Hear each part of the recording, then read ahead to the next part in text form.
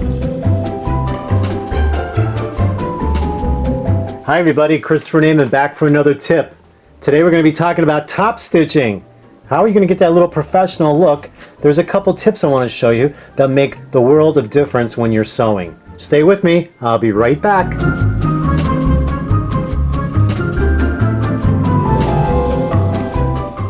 Okay everybody, let's talk about the top stitching now. This is a pair of lounge shorts that I made, and I'm working on another pair also.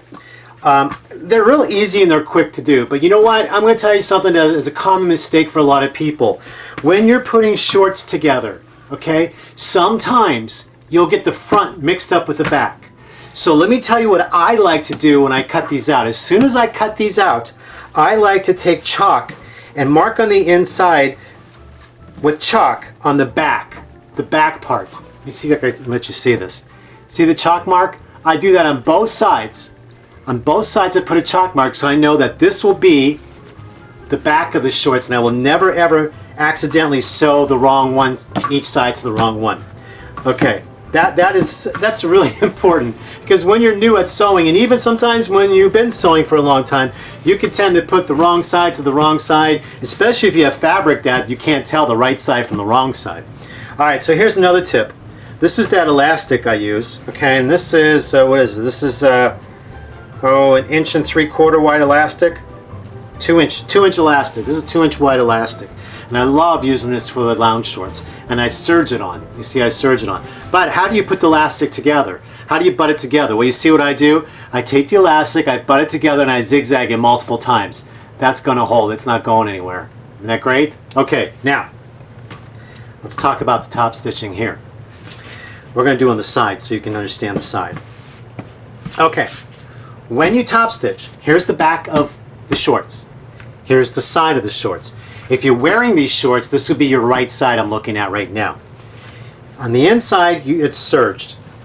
Now, always lay your seam towards the back of the shorts.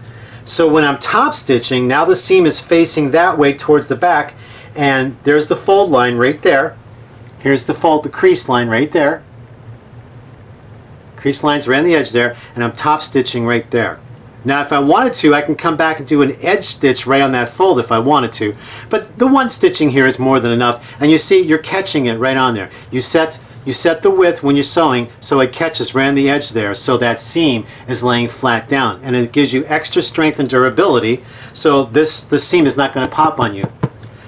When you go, you know, you're going to go this way, that seam is nice and strong. It's almost like a faux flat felt seam. Okay? Now, let's go to the sewing machine, and I want to show you a trick on the sewing machine for top stitching. Okay, now this is my vintage Singer 401A. I'm showing you this because you don't need a fancy machine to get professional results. You just need a good machine to sew. Now, a lot of people don't realize, well, they may realize it, but they don't utilize it enough. Some people, and even your basic sewing machines, have a needle position. The needle position can be set on some machines either to the left, the center, or to the right. Okay? Now I'm going to move that so you can see the needle move. You see the needle move? Let me show you. This is to the left, this is center, and this is right. And then I also have where I could bring it over a little more than the center, bring it just a quarter of the way, and then all the way to the left. So this is really important. Why is it important? I'm going to show you when you're top stitching. Now, here's a mock pair of shorts. I just did a quick demo here. I'm going to do a quick demo here on some denim. This is the back of the shorts. What does that mean? That means we're going to lay the seam, the serge seam, towards the back. So when I flip this over and I'm going to top stitch this, that serge seam is going to be to the back. And when you're sewing, you could press this if you don't finger press or hand or with an iron. You want to, when you're sewing underneath, you want to feel that to make sure it's going to the back when you're top stitching. Now, when I top stitch this, I'll show you what I'm going to do when I top stitch it. I'm going to put this under here. I'm going to lay this down. So that seam is on the edge of my foot, but guess what I'm going to do? I'm going to move my needle all the way to the left.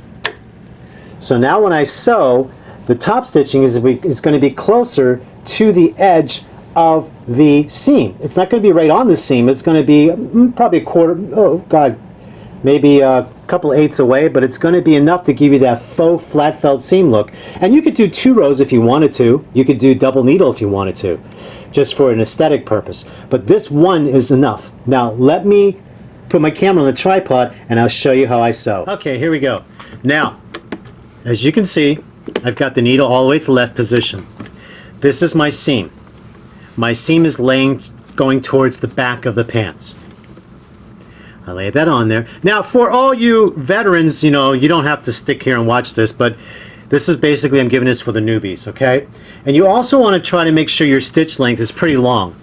You probably want maybe 3.5 stitch length, maybe even 4 top stitch length. 3.5 is good. So what we like to do is you're going to put the needle down, okay? And then you're going to go back a couple stitches. Now this is going to be in the seam allowance where your elastic's going to go, so this is not going to show. Okay, so we're going to go back. Now we're going to go forward. Okay, and what I like to do, I always like to lift underneath and make sure that that seam is going towards the right side because this is the back. Okay?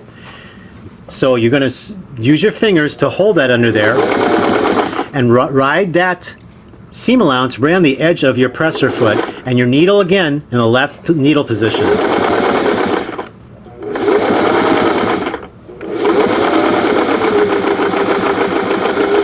Some people like to try to sew really fast. Don't be fast. Be consistent and be good, okay? So now I've got this in the white thread, okay? And here was that, the edge of the seam allowance. Let me get my little pen out here and show you. Here's the edge of the seam allowance, and then here was the needle, and the needle was to the left side. So you can see the little difference I have there, okay? Now, what happens is, it is catching that right there. Now, if I want to do a second row, I could put this underneath here, and then set it to the center needle position, because this particular serger is a very wide serger stitch. So for aesthetic purposes is why I'm going to do another top stitch. I don't have to do another top stitch, but I'm going to just to give it a nice look. Let me cut this thread here. Still going to ride the needle on the left side, right on the edge of the seam allowance. My needle is in the center needle position. Let me get this in here a little bit. Put the needle down, foot down. Okay, now go back and then forward. You can certainly use a double needle to do this as well. A twin needle. This machine could put 2 needles in it, so I could put 2 needles in here to do it and save the time if I wanted. How many of you have more than one sewing machine in your sewing room? And many of us have them set up to do something different so we can like do production work.